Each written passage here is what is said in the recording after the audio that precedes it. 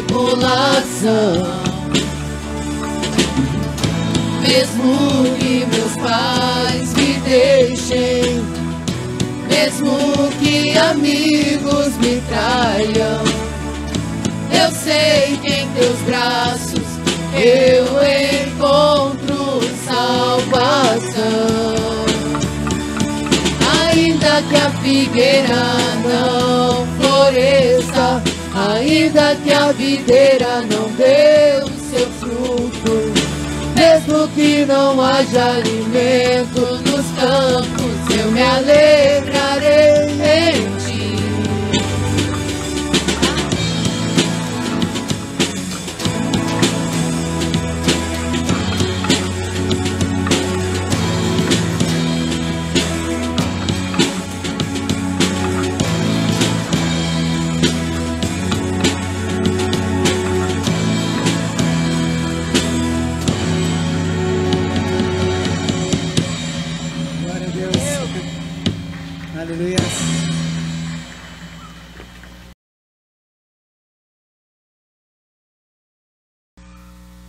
Glória a Deus. Quem crê que o Senhor está neste lugar? Glória a Deus. Aleluia.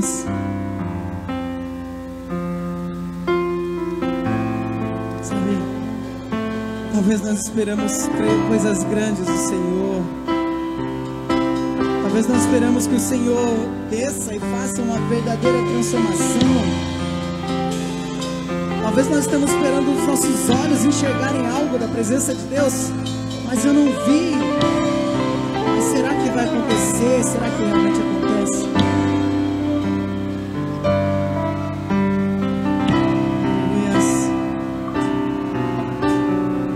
Glória a Deus. Os discípulos do barco, eles estavam vendo uma grande tempestade, um mar agitado, as ondas fortes, um vento impetuoso. Em certo momento, eles olharam na proa do barco e Jesus estava dormindo. Aleluia, como pode isso? Sabe, irmãos,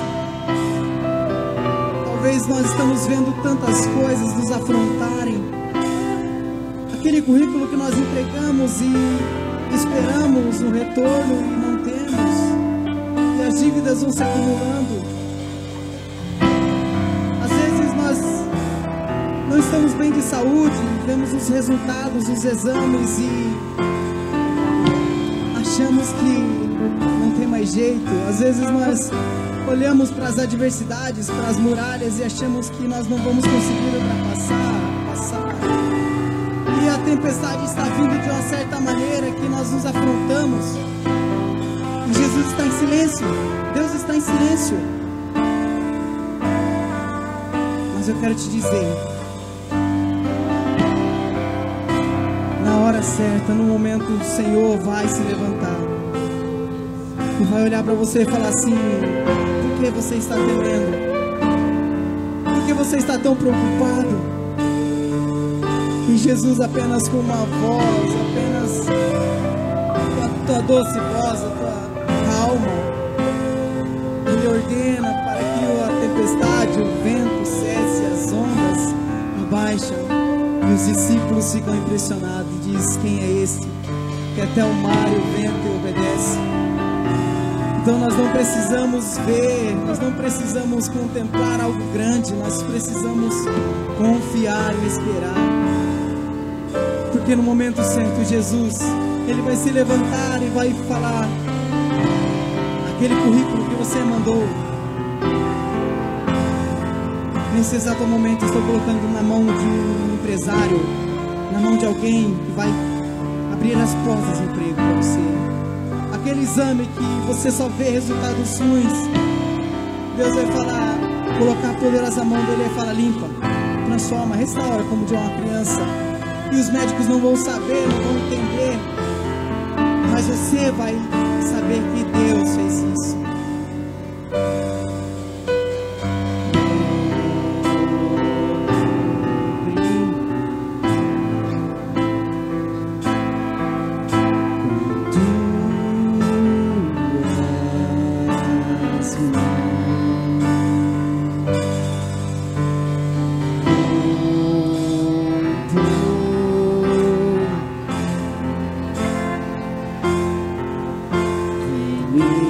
responder, Senhor. Se o trovão e o mar seguindo vem, sobre a tempestade eu voarei, sobre as águas tu também és rei. Descansarei, pois sei que és Deus.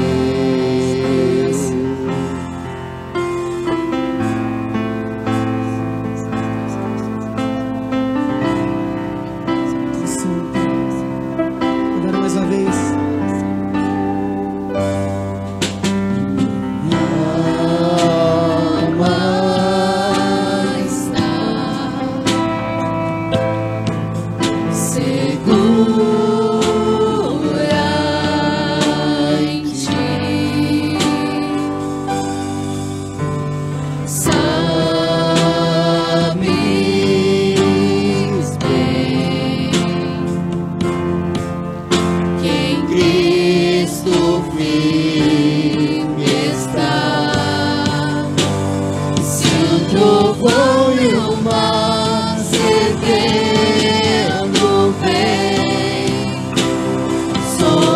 Tempestade eu voarei, sobre as águas tu também és rei. Descansarei, pois sei que és Deus. Se o trovão e o mar seguindo vem, sobre a tempestade eu voarei, sobre as águas tu também és rei. Descansarei, pois sei que és Deus.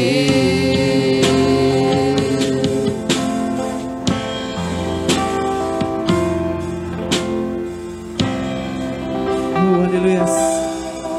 Aplauda bem forte o nome do Senhor. Glória a Deus. Aleluia.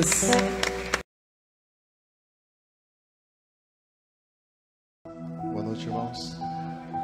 Boa noite, irmãos. Que a graça e a paz do nosso Senhor e Salvador Jesus Cristo esteja contigo, amém? Deus possa abençoar, eu creio que já está abençoando mais e mais a vida de cada um dos amados, em nome de Jesus.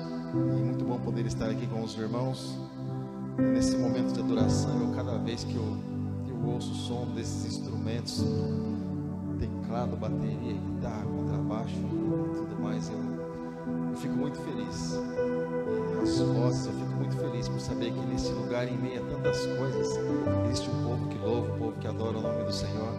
Tenho certeza que enquanto você vai louvando, você vai adorando o nome do Senhor, o Senhor está escrevendo algo sobre a tua vida, amém, querido?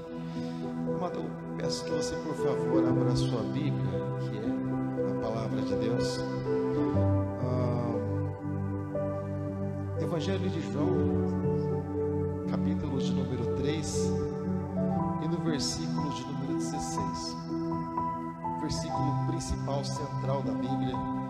Evangelho de João, capítulo 3, verso de número 16, da palavra de Deus.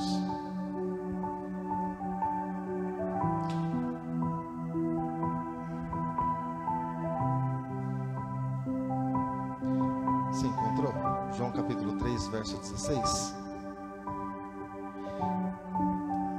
Eu vou ler aqui com você, para a gente se alinhar aqui, tá ótimo? Para a gente se alinhar aqui, está escrito assim: porque Deus amou o mundo de tal maneira que deu seu Filho unigênito, para que todo aquele que nele crê não pereça, mas tenha a vida eterna. Fala assim comigo: mas tenha a vida eterna. A minha oração, querido, continua sendo sempre que o Espírito Santo de Deus possa trazer algo da parte dele ao teu coração em nome de Jesus, amém? Se assente, por favor, se assente, pode ficar à vontade. Queridos, passei meditando nessa tarde, hoje, a respeito daquilo que nos diz a palavra de Deus, daquilo que Deus tem como plano, como projeto para cada um de nós, como qualquer pai tem para o seu filho, e eu acredito que tem, eu espero que tenha, né? Quantos pais têm projeto para os seus filhos aqui? Quantos têm? Amém? Se os seus filhos vão seguir ou não, é outro departamento, nós vamos insistir e investir para que isso aconteça, mas os pais, normalmente, eles têm os projetos, têm os planos para os seus filhos, e Deus da mesma forma. E eu conversando com a minha esposa hoje à tarde, um pouco a respeito de algumas curiosidades da palavra de Deus, daquilo que Deus põe, planta no nosso coração, da perfeição de Deus, dos detalhes de Deus, de como Deus faz, como que Deus trata, do cuidado de Deus, de cada coisa que Ele diz e o cuidado para que aquilo se cumpra, é assim, simplesmente impressionante. Eu já volto para o texto. Eu estava meditando sobre o fato de Jesus, agora à tarde, sobre o fato de Jesus ele ter sido entregue na cruz, e os judeus, eles não trabalhavam no sábado, ou seja, sexta a partir de 6 horas da tarde, eles não fazem obra mais alguma, e então, se o sujeito fosse assim um pouco mais entroncado, um pouco mais forte, ele ia demorar um pouco mais para morrer. Então eles precisavam acelerar o processo de morte, porque eles precisavam tirar o morto da cruz, né? E tinha 2 fortes ali do lado de Jesus, tinha 2 ali que eram resistentes até mesmo, e começaram a durar um tempo na cruz, e foram, e os soldados quebraram as pernas de um da direita, e claro, quebrou as pernas, está crucificado, crucifixão, ele morre asfixiado, né? Ele falta o ar no seu cérebro, no seu corpo, e ele vai morrer, né? O peso ele solta, não tem mais o suporte das pernas, ele solta o peso todo ali, com aquele peso todo crucificado pelas mãos, ele vai morrer. E também quebrou da direita e da esquerda, e eles morreram. Mas quando ele foi exatamente até Jesus Cristo, Jesus, já como ele tinha o poder sobre a tua própria vida, ele entregou nas mãos do Pai a vida, onde ele disse: Pai, nas tuas mãos eu entrego o meu espírito. Ele se entregou, isso que se diz entrega. Quem o levou à cruz foram os homens, mas ele próprio se entregou, isso que ele quis dizer lá atrás. Mas enfim, mas para que nenhum dos seus ossos fossem quebrados, eu dividi algum trecho com alguns dos irmãos, mas é uma coisa interessante nisso, porque João, quando ele estava batizando, João olhou e viu Jesus de longe, e ele disse: Eis o Cordeiro de Deus que tira o pecado do mundo. E o Cordeiro, para ser sacrificado, ele não podia ter defeito, ele precisava ser perfeito, um animal perfeito. Essa é a reclamação no livro de Malaquias, para você ter ideia. Deus, ele reclama que o povo, os sacerdotes, estão oferecendo animal com defeito, exatamente. Então, se as pernas de Jesus fossem quebradas, algum osso dele fosse quebrado, que seja o osso que for, ele não poderia ser aceito na cruz, não poderia ser aceito por Deus, aliás. Seria um sacrifício rejeitado, porque seria um animal com defeito. Animal eu digo porque ele está representando o Cordeiro. Seria um animal oferecido no altar com defeito, e Deus não aceitaria. Então os ossos deles jamais poderiam ser quebrados, senão também nós não estaríamos aqui, né? Porque se aceitasse o sacrifício de Jesus, se Deus não aceitasse o sacrifício de Jesus, não haveria salvação. E a coisa que mais se assemelha ao sacrifício que Jesus fez na cruz do Calvário, não sei se você consegue fazer alguns paralelos assim com a Bíblia. Eu pego a Bíblia, eu começo a viajar de um lado para o outro, e o que eu encontro de mais paralelo com a Bíblia, com o sacrifício de Jesus, com aquilo que Deus fez, foi o sacrifício, ou o suposto sacrifício de Isaac, ou aquilo que Deus pediu para Abraão. Quando Deus pediu para Abraão, Deus disse assim: Abraão, dá-me o teu filho, o teu único filho, unigênito. Deus pediu também o único filho dele, né? O único filho de Abraão. E Abraão, da mesma forma, querido, da mesma forma que Abraão, sem questionar Deus, ele separou ali a Isaac também, ali as madeiras, né, para que Isaac fosse crucificado. Mas você percebe que assim como Jesus carregou a cruz dele, também Isaac carregou aquilo que ele seria exatamente sacrificado também, da mesma forma, né? E assim, também Isaac seria sacrificado no monte, né? Jesus, ele foi crucificado onde? Né? No Monte das Oliveiras, aliás, no Monte, né, do Calvário, né? No Monte da Caveira, como é conhecido por alguns, no mesmo monte. E é interessante que a morte, até os detalhes do que aconteceu com Isaac, você consegue comparar com Jesus. Eu estou falando assim, umas coisas que estão no meu coração, tá? Até os detalhes, por exemplo, daquilo que aconteceu com Isaac, você consegue comparar com Jesus, porque Jesus disse que ele ressuscitaria. Então, seria por um período de tempo simplesmente aquela suposta morte, né, vamos dizer assim. Mas de Isaac também, porque a fé de Abraão era tanta que ele acreditava que se Deus permitisse que fosse morto, Deus tinha poder para ressuscitar. Isso aí você encontra escrito em Hebreus. Ou seja, então o que Deus disse para os servos? O que Abraão disse para os servos dele? Né? Vocês fiquem aqui, ou seja, a partir do monte é eu e meu filho. A partir do Monte Calvário é meu filho. E é interessante, Abraão disse a palavra-chave daquilo que aconteceu justamente com Jesus. Abraão disse assim: você quer? Isso é fé. Nós iremos e nós voltaremos. Como que ele sabia que ia voltar? Porque ele sabia que se Deus permitisse que Isaac morresse, ele teria poder para ressuscitar. São coisas tremendas. Eu pego a Bíblia, eu fico passeando assim na Bíblia e Deus é maravilhoso. Bom, voltando aqui, querido, assim, nem escola bíblica, nem culto de estudo, culto normal. Vamos lá. Então, querido, voltando aqui para a palavra de Deus. A Bíblia fala a respeito do amor de Deus, fala a respeito do amor do nosso Senhor. Então, querido, a Bíblia demonstra que Deus, ele amou o mundo de uma maneira inexplicável. Deus amou o mundo, ele amou as pessoas, não o sistema em si, que é corrupto. As leis que são estabelecidas no mundo, que são corruptas, distorcem e tantas coisas assim. Deus amou as pessoas em si. Sabe, querido, Deus declarou seu amor pelas pessoas, mas um amor diferenciado. Sempre quando nós falamos a respeito de sentimento, nós falamos assim a respeito daquela correspondência de eu amar para eu ser amado também. Porque é sempre assim quando nós falamos, né? Por que muitas vezes acontece aquele desgaste nos relacionamentos, né? Porque muitas vezes não tem aquela correspondência, uma pessoa não retribui aquilo que ela dá, ela não consegue ter de volta aquilo que ela dá, né? Ela dá amor, ela dá o carinho, ela oferece tantas coisas, mas ela não retribui. Eu sempre comento nos casamentos que a gente sempre vai realizando, e acredito que em janeiro vai ter um momento desse para a gente estar fazendo aí, um momento desse, acho que vai ser em janeiro que vai ter um casamento aí, a gente vai estar fazendo. Eu nem sei onde que é, mas eu sei que é em janeiro. Mas enfim, eu sempre comento, um dos maiores erros que existe quando a pessoa ela vai para o altar, você sabe qual é, querido? É quando ela pensa da seguinte forma: eu vou me casar para eu ser feliz, eu vou me casar porque tal pessoa vai me fazer feliz. E é interessante que quando nós vemos muitas vezes algumas amizades, não sei se você consegue perceber alguma coisa assim, quando você chega, por exemplo, em um determinado lugar com um carrão, a pessoa ela te trata de um jeito, mas quando você chega em determinado lugar com um carrinho, a pessoa já te trata de uma outra forma. Quando chega empurrando um carro, então, quando tem que dar o tranco, aí a pessoa fala: ai Deus, cura, liberta. A pessoa ela enxerga dessa forma, mas Deus não, querido. O amor de Deus, ele não enxerga essas coisas. Deus, ele olha para dentro de mim e Deus olha para dentro de você. Deus olha para a criação que ele fez. Deus olha, querido, porque o dono desse produto, querido, é Deus. E só quem fabrica, só quem cria realmente, querido, valoriza aquilo que tem.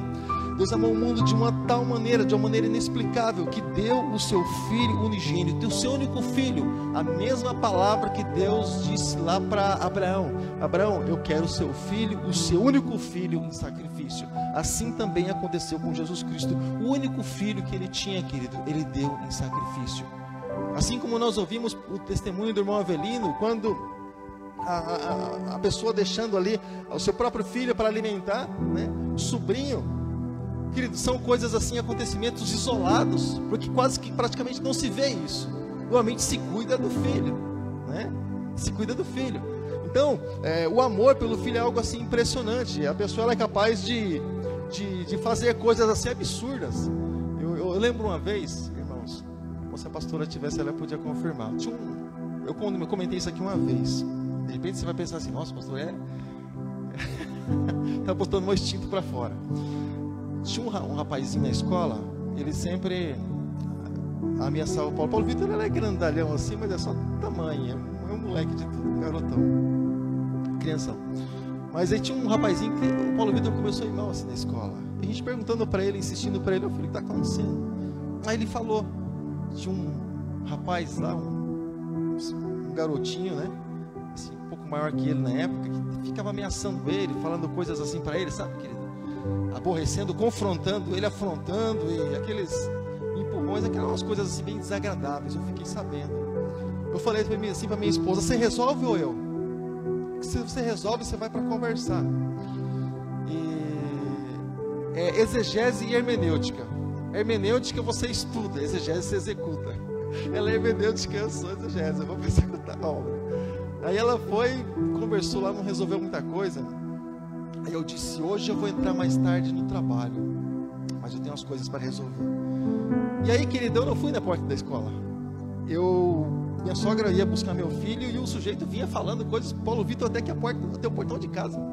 Depois ele descia. Eu fiquei, puxa. E aí então um dia eu falei assim, eu vou deixar minha sogra vindo. Eu falei para ela, não responde nada. Deixa ele falar, vai alimentando isso, não responde nada. Deixa o cidadão falar que eu quero pegar ele exatamente onde eu quero. O garotinho, claro que eu não ia fazer algumas coisas ali com ele. Mas quando ele chegou, querido, em determinado lugar, eu cheguei próximo e ele estava falando algumas coisas para o Paulo Vitor. Eu parei assim, falei assim para ele, você sabe quem que é esse menino aqui? Ele é esse aqui, eu falei assim, esse carinha é o meu filho. Como é que você vai falar assim com ele? Você está achando que você é quem? Você está pensando que você... Sabe, querido, coloquei medo mesmo. Eu falei para ele, se você encostar a mão nesse cara aqui, eu arrebento, acabo com a sua vida. Eu arrebento você, cara, eu excluo você da face da terra. O cara criou um olho desse tamanho. Eu falei, some daqui, eu não quero que você perto dele. Se eu ficar sabendo que você está perto dele, eu acabo com você. E ele saiu com o olho desse tamanho, olhando para trás desse alma. Você faria isso? É claro, depois eu e ela descemos na casa da pessoa que cuidava dele, né? Explicamos a situação para ela. Ela já resolveu na nossa frente mesmo. Mas enfim, ou seja, queridos, assim como a galinha, ela protege os seus pintinhos com a sua própria vida, assim Jesus diz que faria com Jerusalém. Quando ele chorou diante de Jerusalém, tendo Israel como seus filhos, como seus escolhidos, ele disse assim, Jerusalém, Jerusalém, que mata seus profetas, apedrejas aqueles que são te enviados. Quantas vezes eu tentei fazer isso com vocês, como a galinha junta com os pintinhos, mas vocês não quiseram, ou seja, proteger com a própria vida. E o que Jesus fez na cruz do Calvário, quando nós olhamos Jesus guardando, protegendo, livrando com a própria vida o seu próprio povo? Nós vimos da mesma forma. A condenação é para eles? Não, a condenação então fica para mim. Eu resolvo essa causa. Não sei se você leu, se você estudou um pouquinho quando se fala a respeito da tribulação e grande tribulação. Já temos um estudo no nosso canal lá sobre esse assunto, mas eu vou fazer um resumo breve para você.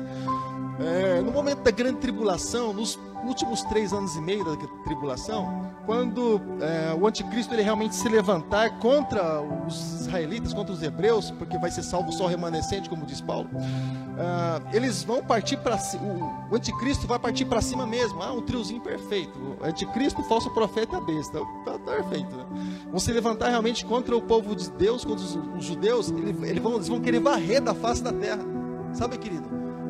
E aí então os judeus vão clamar, eles vão clamar a Jesus. E quando o anticristo se assentar no trono do templo e querer ser adorado, aí eles vão entender realmente que aquele não é o Messias, e o que veio há tantos mil anos atrás, esse é o Messias. E aí eles vão clamar realmente. Aí onde Jesus vai descer no Monte das Oliveiras, sabe o que ele vai fazer, querido? Os montes vão simplesmente se abrir com a descida de Jesus, e aí Jesus vai vir resgatar o seu povo. Sabe? Ou seja, Jesus vai vir fazer o quê? Resgatar os seus filhos, o seu povo. Porque Deus também tem um projeto com aquele povo. Então, querido, você vê que o pai, ele sempre vai ter um cuidado com o filho. E o pai sempre vai ser a menina dos olhos. O filho sempre vai ser a menina dos olhos do pai. Sabe? Esse sentimento que a gente não consegue explicar, mas existe, né? E, bom, atrás disso só vem o sentimento do vô, né? Essa babeira toda que a gente vê, né, Marcão? Mas, querido, então o Senhor ele entregou o seu Filho único para que todo aquele que nele crê não pereça. Quando a Bíblia nos fala a respeito de perecer, querido, está falando a respeito de todas as áreas da nossa vida. Quando Jesus ele chama os cansados e oprimidos, os sobrecarregados, ele diz exatamente isso, para que a pessoa ela tenha um alívio para a vida dela, ela não pereça durante a caminhada. Porque há uma caminhada, querido, para nós traçarmos, para nós nos dirigirmos ainda, para a gente estar trilhando até o dia do Senhor. E muitas pessoas têm desanimado, têm desistido no meio desse trajeto. Como, por exemplo, o povo do deserto, muitas pessoas pereceram no deserto. Na nossa vida, desde que entregamos a nossa vida para Jesus, quantas pessoas são aquelas que ficaram pelo caminho? Talvez numa falsa expectativa de Jesus Cristo, com aquilo que Deus nem prometeu, mas a pessoa acredita que sim. E quando nós geramos uma falsa expectativa dentro do nosso coração, nós esperamos algo que não vamos receber, porque os homens dizem, mas muitas vezes Deus não diz aquilo que está escrito. Muitas vezes os homens dizem coisas que não está escrito, e tira muitas vezes fora do contexto, e isso é um perigo muito grande. Então, as pessoas começam a se frustrar e começam, sabe, querido, dizer tantas coisas a respeito de Deus, e não, irmãos, não. A palavra de Deus não muda. O Senhor disse em Malaquias, no capítulo de número 3, ali no versículo 6, diz assim: eu sou o Senhor, eu não mudo. Eu não mudo. Hebreus capítulo 13, versículo 8 diz: Jesus Cristo é o mesmo ontem, hoje e eternamente, sempre vai ser. A palavra é fiel. Se Deus falou no começo, querido, até o final, querido, se nós não desfalecermos, não permitirmos que nós venhamos a voltar, se nós não perecermos no caminho, querido, Deus ele vai cumprir a sua palavra. E o perecer não é por causa de Deus, mas por causa da nossa desistência. O cristão ele só vai ser derrotado, querido, se ele desistir. É só se ele desistir. Ele vai perecer pelo caminho. Mas Deus ele já entregou Jesus para morrer por isso. É como, por exemplo, alguém comprasse uma mercadoria no supermercado e não levasse. Alguém já pagou o preço por aquilo e deixa lá. A salvação da mesma forma. Cada vez que nós vemos alguém abrir mão da salvação, seja por causa do mundo, seja por causa dos prazeres, do sistema, ou daquilo que a pessoa acha, pensa, enfim, seja o que for, é a mesma coisa. Alguém pagou algo tão precioso, tão valioso, para alguém simplesmente abrir a mão e falar: eu acho que eu não quero não, eu vou ficar com aquilo que eu tenho. Aí entra naquela canção que nós sempre cantamos: Jesus, eu só tenho a Ti. Ou seja, para onde nós iremos, irmãos? Para onde nós vamos? Sabe por que nós procuramos um lugar para louvar, para adorar, e tantas pessoas fazem isso exatamente no mesmo horário, principalmente no dia de domingo, irmãos? Não que nós não tenhamos opção, irmãos. Todas as coisas são listas e permitidas, irmãos. Então que nós não tenhamos opção, é que bate um vazio muito grande no nosso coração, irmãos. Cada vez que nós pensamos em um dia essa liberdade de poder adorar a Deus, ela ser tirada de nós, sabe?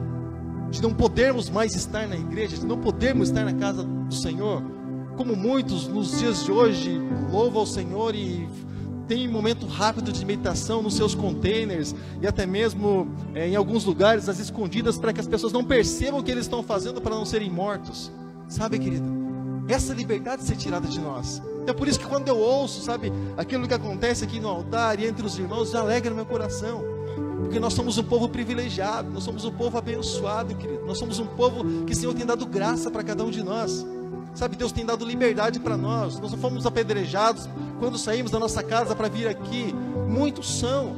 Nós não fomos ameaçados, querido, ainda pelo menos, quando dissemos assim: nós vamos para a igreja. Não fomos ameaçados. Não demite nós nosso trabalho pelo fato de nós sermos cristãos. Não, isso não acontece, irmãos. Então nós somos um povo abençoado por Deus.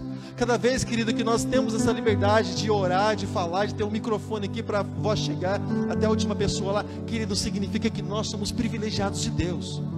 Só que quando não tiver, ainda assim, irmãos, nós somos privilegiados de Deus. Porque cada vez que nós entendemos e nós temos o juízo dentro de nós, irmãos, de Deus dentro de nós, porque o Espírito Santo é aquele que convence o homem do pecado, da justiça e do juízo. Cada vez que nós entendemos que nós temos que estar com Deus para não acontecer aquilo de pior para as nossas vidas, nós já somos privilegiados de Deus. Porque um dia nós fomos convencidos do melhor. Sabe, querido, que é estar diante do Senhor, independente daquilo que aconteça das portas para fora, irmãos. Aqui dentro, Deus precisa estar. sabe? Nós passamos um dia de 24 horas, sabe, querido, muitas vezes administrando não muito bem, mas esse tempo, irmãos, não pode ser tirado do Senhor, irmãos. Esse tempo não pode ser extraído. O tempo, eu sempre brinco, pastor Leandro, dá a César o que é de César. Amanhã eu acordo 4 horas da manhã, rapaz, acordo até atordoado, sem noção. E até às vezes alguns vão conversar com a gente de manhã no refeitório e tal. Eu falei, rapaz, se eu responder coisa com coisa, desculpa aí, não acordei ainda, estou abrindo o olho, mas pode falar.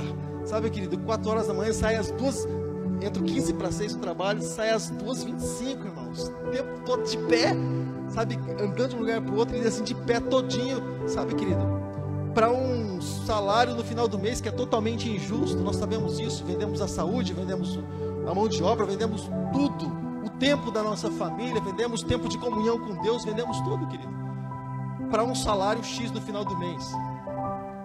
Justo é? Claro que não. Mas nós fazemos isso. Então, quando nós chegamos na presença do Senhor, querido, eu louvo a Deus quando eu ouço que nós precisamos realmente estar aí entregando o melhor diante do Senhor. E nós precisamos entregar o melhor, querido. O teu melhor é a tua presença, o teu melhor é o teu cântico, a tua adoração, aquilo que você tem, aquilo que você é. Isso é o melhor de Deus, amém, querido? Que você precisa entregar para o Senhor. E quando, querido, o Senhor diz, olha, para que todo aquele que nele crê não pereça, o Senhor, querido, Ele cuida de nós com a tua palavra, para que nós não venhamos a perecer, irmãos. Na nossa família, o Senhor nos aconselha na nossa família, irmãos, a sermos prudentes. O Senhor aconselha, irmãos, nós, a nossa família, irmãos, a palavra do Senhor nos ensina a não pôr, por exemplo, Efésios, pouco antes, quando fala Paulo sobre batalha espiritual, antes do versículo 12, ali, versículo 10, antes disso, o Senhor dá conselhos ali a respeito de família. Uma das partes que o Senhor traz conselhos ali a respeito de família. Filhos, pais, não provoquem a ira dos seus filhos. Provoque a ira do teu filho. Não faz seu filho ficar nervosão, porque ele vai pecar, vai dar problema lá na frente, né? Ou seja, cautela. Pede para que os filhos obedeçam aos seus pais, como diz lá também no Carta de Pedro, obedeçam aos seus pais, para que seja abençoado. O primeiro mandamento com promessa é honrar pai e mãe, para que seus dias de bênção se prolonguem na face da terra. Ou seja, quer ser abençoado? Simplesmente só obedecer aos seus pais. Já tem a bênção sobre a tua vida. E são coisas tão simples, irmãos, que eu estou falando aqui, que muitas vezes se busca em tantos lugares, mas são coisas simples. Simples. Eu conversando com o pastor Leandro esses dias na porta aqui da igreja, meus pais não eram cristãos, infelizmente não eram cristãos, irmãos, mas a gente tinha uma cultura. Nós viemos do Paraná, a gente tinha uma cultura, irmãos, de que a gente não sabia o porquê realmente era aquilo, mas a ordem vinha e a gente simplesmente obedecia sem saber o porquê mesmo, porque no nosso tempo a gente sabia realmente o que era educação, o que era respeito. Hoje se vive, né? Mas assim, no nosso tempo a gente sabia exatamente o que era, o respeito que tínhamos pelos pais, e nós honrávamos nossos pais, mesmo eles sendo assim o que eles eram, mesmo assim, né? Nós honrávamos eles em tudo. Era nossos pais na terra e Deus no céu. Não questionávamos ordem nenhuma dos nossos pais, nem tínhamos autorização para isso, e também ficava complicado se questionasse alguma coisa. Mas assim, algo que tinha assim com nossos pais, quando nós acordávamos pela manhã e antes de dormir à noite, nós fazíamos assim com a mãozinha e falávamos assim: sua bênção, pai. Vocês foram desse tempo? Nossos pais, eles falavam uma palavra que a gente não entendia, mas só para isso. E se não fizer isso, ele ficava bravo assim, nervosão. E ele dizia assim: Deus abençoe. A gente não entendia, que Deus abençoe, não falou Deus abençoe, não falou tanto faz, a gente não entendia muito bem. Mas olha a palavra, querido, Deus abençoe. Meu Deus, isso é tudo. Isso é tudo que alguém pode precisar, pode querer na vida, irmãos. Deus te abençoe. Ele liberava a bênção de Deus sobre as nossas vidas. A gente não entendia. Hoje nós entendemos por que nós somos abençoados. Houve palavras liberadas sobre as nossas vidas para os nossos dias. E Deus verdadeiramente tem nos abençoado. Nós não entendíamos isso, sabe, querido? Então, coisas assim tão simples nas nossas vidas, infelizmente, querido, com o tempo isso começa a se passar. Todos os dias eu não vejo eles quando eu acordo, eles estão na cama ainda. Todos os dias eu chego do trabalho, dou um beijo no meu filho, um beijo na minha filha, e digo: Deus abençoe, filha, Deus abençoe, filho. Como é que foi o dia de vocês? Ai, pai, meu dia, tal. Mas a palavra Deus abençoe, ela precisa acompanhar os nossos filhos. Independente de qual seja a posição deles, um dia, querido, e nós imaginamos e nós oramos por isso, intercedemos por isso, insistimos com Deus nisso, para que sejam melhor, Porque cada um tem seus momentos com Deus, irmãos. Cada um tem seus momentos. Alguns mais pacíficos, outros nem tanto. Mas eu sempre digo para Deus, Deus, não é questão de reivindicação. Mas enquanto eu cuido das coisas do Senhor, eu quero que o Senhor cuide da minha família. Eu quero que o Senhor cuide da minha casa, dos meus filhos. Eu quero que o Senhor proteja e guarde eles, Senhor. Eu não posso estar 24 horas com Ele, mas o Senhor pode. E muitas vezes o tempo que eu gostaria de estar com Ele, eu estou cuidando das suas coisas. Então, Deus, cuida deles para mim. E eu me abro ali com Deus, porque, querido, no mundo em que nós vivemos, irmãos, onde a família é o alvo de bênção, de oração, como nós fazemos aqui, não, de destruição, onde tantas coisas são lançadas nas mídias, através da internet, coisas dentro das próprias casas. Hoje, irmãos, puxa, é complicado. Hoje a criança ainda não aprende a falar, irmãos, mas os dedinhos dela já correm naquele aparelhinho quadradinho, sabe? Ela já sabe acessar tudo, mas não aprendeu a falar ainda, mas ela já sabe fazer. Então, irmãos, o mundo inteiro, a pessoa percorre o mundo inteiro com um clique, irmãos. É quase que um suicídio, sabe, irmãos? E muitas vezes nós não temos porção de Deus na mesma condição, na mesma proporção daquilo que vem das coisas do mundo dentro das nossas casas. Eu sempre digo, cada vez que nós abrimos a porta de alguma coisa para que entre dentro da nossa casa, seja através da televisão, seja através do computador, do celular, do tablet, seja o que for, cada vez que nós abrimos a porta da nossa casa dessa forma, aquilo entra. E aquilo se... Porque assim, irmãos, quando entra, irmãos, entra com legalidade, tá? O mundo espiritual você pode entender um pouco mais disso, entra com legalidade. Por quê? Porque entra porque nós deixamos e nós abrimos através de um aparelho que seja.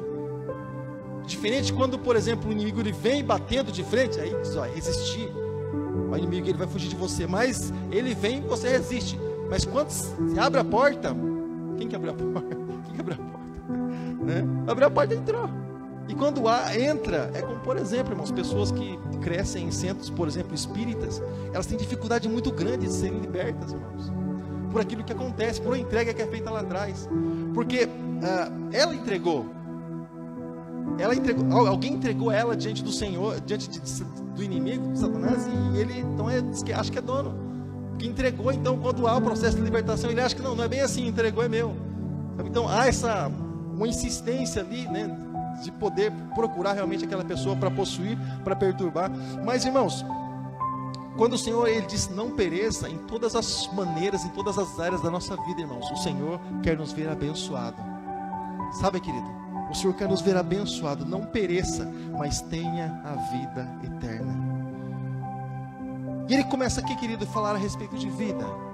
Ele começa aqui, querido, nos dar uma esperança, querido, de uma vida eterna, irmãos. Eu sei que aqui, enquanto nós vivemos aqui, irmãos, Jesus foi um carpinteiro e um excelente carpinteiro. Aprendeu com seu pai José, mas eu imagino um móvel feito por Jesus Cristo. Quem teve o privilégio de ter um móvel feito por Jesus Cristo, a perfeição, os detalhes e tudo mais. E quando ele se converteu, todo mundo sabia que ele era o carpinteiro, ou seja, ele era conhecido em todos os lugares. A quem é esse? É o carpinteiro, Jesus, o carpinteiro, lá o moço. Então, irmãos, o Senhor, Ele sempre, irmãos, nos proporciona oportunidade. Oportunidade, irmãos, de não sermos escravizados, sabe? A escravidão, irmãos, ela não vem com uma corrente no pescoço, ela não vem com algemas. A escravidão, uma das maneiras que a escravidão chega na vida das pessoas, uma das maneiras que a escravidão ela se aposta das pessoas é através da falta de informação. A falta de informação, ela escraviza muitas pessoas. A informação adulterada, ela escraviza muitas pessoas, irmãos. Sabe? Isso nós temos e nós vivemos no nosso mundo. Tá? Nós vivemos no nosso mundo. A informação, irmãos, ela não chega exatamente como deveria chegar. Nós encontramos Paulo pregando para duas igrejas de Tessalônica e de Bereia, e ele faz uma comparação a respeito de um povo que Tessalonicenses, ele disse assim, eles são mais nobres que os bereanos, porque eles pesquisam aquilo que está sendo ministrado, aquilo que está sendo dito, para ver realmente se é verdade. Ou seja, o que eles estão fazendo? Duvidando de Paulo? Não, eles estão buscando realmente a informação para conferir a veracidade. Afinal, eles estão ouvindo, estão deixando algo entrar dentro deles. Ou seja, deixar entrar dentro deles algo que é real. Algo que é real, irmãos. Entrar no coração deles. Nosso coração é um celeiro, irmãos. E muitas vezes eu me coloco junto, irmãos, nós muitas vezes maltratamos nosso coração. Eu cheguei esses dias do trabalho, a vizinha estava colocando os negócios para fora. Eu falei: Helena, fazendo os bota fora? Ela de vez em quando tem que fazer os bota fora, senão em casa vira tudo lixo, né? O homem guarda tudo e ela falou assim: o pessoal antigamente falava, né? Guarda que uma hora serve. Mas tem hora que tem que jogar tudo, senão fica tudo entulhando, tudo juntando. Ela disse, juntando bicho, juntando coisas assim, sabe? O que nós entendemos, irmãos? Fazer bota fora. Tirar, muitas vezes, muitas coisas dentro do nosso coração que não vão fazer bem para nós. Sabe, querido? Muitas vezes, irmãos, carregamos, às vezes por falta de informação, e às vezes por não valorizar a informação que chega até nós. Mas muitas vezes, irmãos, carregamos o ódio dentro do nosso coração. Muitas vezes carregamos o desprezo por algumas pessoas dentro do nosso coração. Essa semana eu estava ministrando a respeito do fariseu e do publicano, também do filho pródigo, mais algumas parábolas. Exatamente, irmãos, sobre o desprezo dentro do coração da pessoa. E quando, irmãos, acontece isso, irmãos, como o irmão do filho pródigo, por exemplo, irmãos, ele estava aprisionado dentro da própria casa do pai, sabe, querido? E ele próprio, assim, quando o filho, ele quase perde a identidade, ele achou que tinha perdido a identidade, tudo bem, mas o filho que tinha saído, mas o irmão dele que estava dentro da casa dele, não sabia também quem ele era, irmãos, a ponto de o pai chegar e acordar ele e falar: não, tudo que eu tenho é teu. Ou seja, você não sabe disso. Você precisa pedir no ouvido, se você está na casa, seus amigos, você precisa pedir, tudo que eu tenho é teu. Ou seja, o de fora tinha perdido a identidade, mas o de dentro e o de dentro. Ou seja, o sentimento tomou conta do coração dele a ponto de não perceber quem ele era, irmãos. E às vezes nós não percebemos exatamente quem nós somos. Você sabe quem nós somos diante de Deus? Eu quero encerrar com isso. Nós somos pó diante de Deus. Nós somos pó, nós somos barro, nós somos cinza, nós somos como a erva, como a poeira. Nós somos exatamente isso, irmãos. Bichinho, Jacó insignificante, como um grão de areia ali no oceano. Somos, irmãos, quase que nada. Nada diante do Senhor, diante da grandeza do Senhor, diante do poder dele. A diferença entre nós e Deus simplesmente que ele é tudo e nós não somos nada, praticamente. É só essa, quase que não percebe, né? Entre nós e Deus. Mas mesmo assim, irmãos, mesmo assim, Deus, ele achou graça em nós. E Deus, irmãos, diante das situações, diante das circunstâncias, ele nos fez mais que vencedores. E você sabe por que Deus os fez tão insignificantes assim, irmãos? Tão muitas vezes tão frágil assim. Senhor, eu não sou frágil, eu sou saradão. E porque às vezes o dia está tão bem, se ouve uma palavra que vem como um balde de água fria, você fala: acabou meu dia. Por quê? Por que acontece isso, né? Será que a gente é tão né?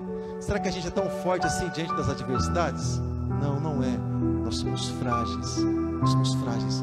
Uma coisinha que não está bem, né?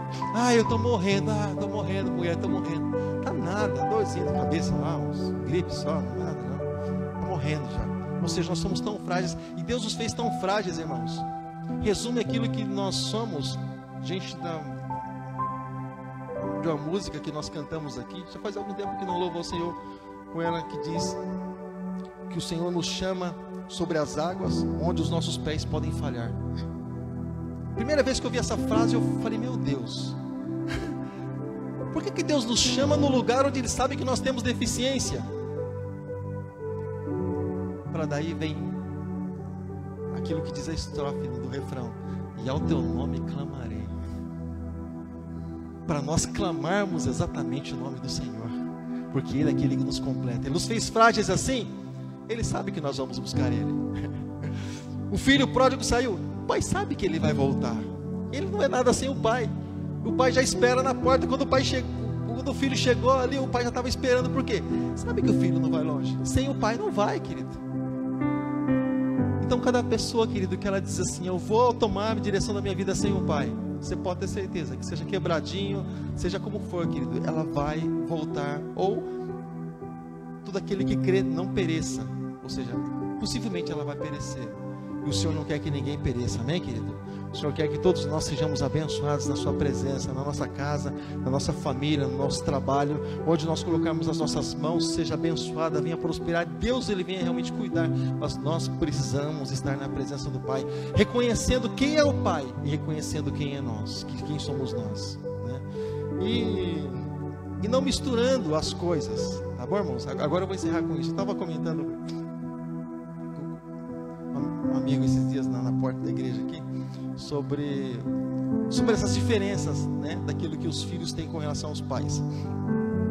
Hoje os filhos já aprendem, né? Parece que já nascem lutando boxe, né? O rosto do pai é o saco de pancada, né? Pá, pá. Os pais falam, que engraçado, que belezinha, que belezinha. Hoje é belezinha, amanhã tá no chão, porque vai ficando mais forte, a potência vai aumentando, os pais acham bonitinho, mas não é legal. Mas assim, e nós entendemos, irmãos, que eu estava conversando com um amigo meu esses dias, eu disse assim pro meu filho, algumas coisas que acontecem, eu falei assim, rapaz, eu sou teu pai, a gente brinca, a gente conversa, a gente joga bola junto, ontem nós vamos pro cinema, tá bem legal, nós dois só pro cinema, e a gente faz assim muitas coisas juntos, é muito legal. A gente às vezes gasta o dia aqui mexendo nas coisas na igreja, isso é bem legal nós dois. Eu disse assim, a gente tem toda a liberdade entre nós, você só não esquece de uma coisa, eu sou teu pai. Um momento ou outro vai precisar colocar um limite, vai existir um limite entre nós. O respeito, ele sempre vai ter que existir, sabe, querido? Agora, eu imagino um Deus, pode assim, que sempre é Senhor e que sempre foi Senhor. Nem com Jesus ele teve essa liberdade. E hoje em dia, alguns que nasceram há poucos anos atrás já chamando Deus de você. Eu não sei o que tem na cabeça, irmãos. Nem Jesus, que o Filho legítimo de Deus, teve essa liberdade. Ô Pai, você livra de mim esse cálice? Não. É uma contradição tão grande que nem no português acho que não consegue explicar, irmãos. Eu chamo você e na linha de baixo eu chamo de Senhor. Ou é você ou é Senhor. Sabe o que eu entendo, irmãos? No meio de uma geração, você pode perceber, irmãos, para eu contaminar algo, irmãos, para eu distorcer uma frase, basta eu mudar uma vírgula de lugar ou um ponto, principalmente uma vírgula de lugar, eu mudo todo o sistema, eu mudo até doutrina, irmãos. Poderia dizer que é alguma coisa para você, mas o tempo não permite. Até doutrina eu consigo mudar com uma vírgula, sabe? Já te explico. Agora, literalmente jogando a autoridade de Deus no chão e cantando bonitinho para Deus. Poxa, onde é que nós estamos, irmãos? É o fim ou não é? Só para te deixar curioso, quando você ouve isso, atenção naquilo que você ouve. Para, pensa, reflete. Aí você responde, guarda no teu coração ou não. Quando, por exemplo, irmãos, olha como uma vírgula muda o sentido das coisas. A gente já vai estar orando pela família, tá? Olha como uma vírgula muda o sentido das coisas. Quando, por exemplo, Jesus estava na cruz, alguém disse assim para ele: Senhor, lembra-te de mim quando entrar no teu reino. Ali aconteceu muita coisa, eu não vou explicar. Reconheceu que Jesus é rei, mas um monte de coisas, não vou explicar isso. Mas assim, Jesus disse assim a ele: hoje mesmo estarás comigo no paraíso. Amém? Não foi isso que aconteceu? Isso mostra que Jesus é realmente rei, ele é o Senhor e ele tem um paraíso. Esse sujeito vai descansar no paraíso e Jesus está no controle de todas as coisas. Quando diante de uma seita, querido, isso foi mudado simplesmente uma vírgula. E mostra também a onisciência de Jesus. Hoje mesmo estará no paraíso. Jesus estava lá, porém o Pai e o Filho são um. Mas enfim, não vamos entrar nisso. Mas quando, por exemplo, se diz assim nessa frase: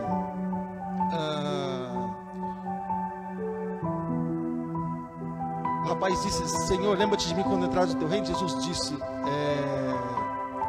que hoje, te digo hoje, estarás comigo no paraíso. Ele não está dizendo que hoje o sujeito estaria no paraíso.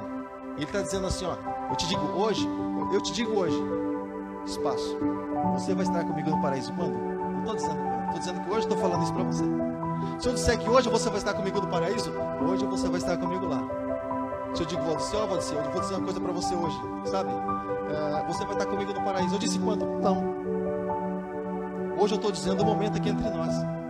Você percebeu como é alguma coisa muito sutil?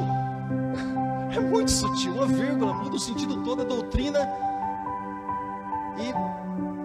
Então, por isso que eu sempre comento, irmãos, as coisas não são simplesmente leitura, nós precisamos entender aquilo que nós lemos para realmente se tornar verdade para as nossas vidas, para que Deus possa realmente nos abençoar. Amém, querida? Se coloque de pé nessa hora, estaremos, me perdoa pelo horário, tá? Estaremos orando, apresentando as famílias diante de Deus, e estaremos também, Deus abençoe, estaremos também apresentando, querido, a família alvo de oração nessa noite,